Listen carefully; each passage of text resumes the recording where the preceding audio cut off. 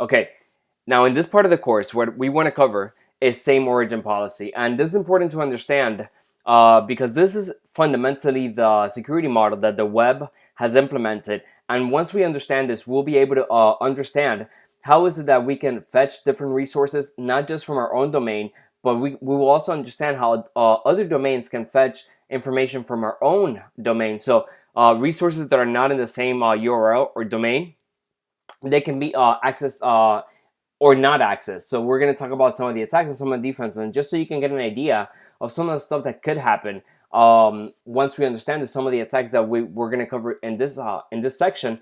Let's just imagine that this is a login form, right? And over here, what I've done is I've gone ahead and implemented an iframe. So imagine that this iframe, so that some site you've iframed, and then an attacker, what they've done is that they've taken you maybe to a website that looks just like the bank website that you used to log into, right?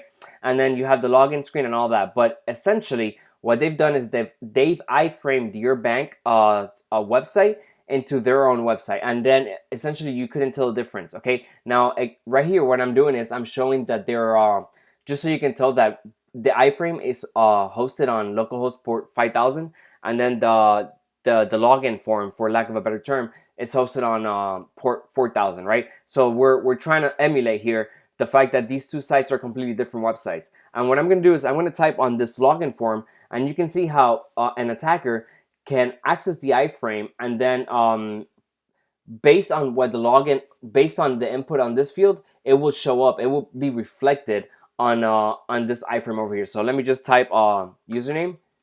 And then, as you can see, the attacker could be getting this information as we type it in. So again, this is something that's that could be very dangerous, and we're going to talk about some of the attacks to mitigate against this. For example, I'll show you really quick how we can actually decide that our site, we never want it to be able to be iframed. So before we talked about a defense that how we can defend based on cookies and same site origin. So setting that as a header was one of the ways that we can mitigate against the attacks that are session hacking attacks.